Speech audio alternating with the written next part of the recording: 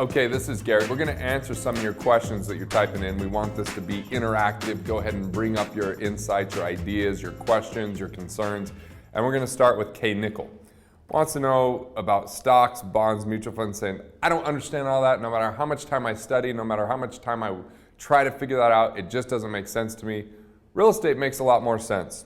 Is there anything wrong with investing just in real estate instead of and not investing in the stock market? Actually, our philosophy here is you don't want to invest in anything that you don't know, you don't understand, or you don't have any interest in. There is nothing that says you have to invest in stocks and bonds and mutual funds. I have no money in stocks, I have a little bit of money in bonds, and I have nothing in mutual funds. I don't want to invest in those things. Mutual funds are almost like the antithesis of what we're teaching here at the Fast Track channel. And ultimately stocks, if you don't understand that company, it's not something that you're taking, really hard look at, and that you're willing to go to cash if it doesn't make sense to you, then don't invest in that either. If real estate's where you have passion, you have purpose, you have knowledge, you want to study, it's something that makes sense to you, only invest where there's knowledge. Now, the next question is from DSC.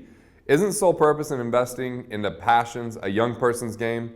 What if I'm in my 50s and not far from retirement? Well, first of all, let's question that concept of retirement. Do you really want to remove yourself from service? Do you want to be completely reliant upon investments where you're just taking interest, hoping that those interest rates don't fluctuate? The taxes, if they change, might change your income, and inflation might erode your purchasing power over time. Why not take a portion of that money and say, what do you really want to do in life? What's something you would like to cultivate? What is something that you do enjoy? And maybe retirement is leaving what you're currently doing and going into something where you could produce value, give service, solve problems that leads to more cash. Why not invest in yourself and extend your life, keep into purpose, and not just become a slave to interest rates or to inflation or tax changes, but instead stay in control where you're delivering value, where you're connecting with people, and you're cultivating your abilities and talent. I don't think it's a young person's game at all. I think it's just when you're committed, when you choose. We've had people that when they heard our stuff in their 80s said, I'm ready to go out there and produce more. I'm ready to take advantage of this knowledge.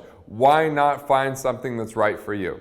All right, this is Garrett. Keep the questions coming. I'll be back at you next week.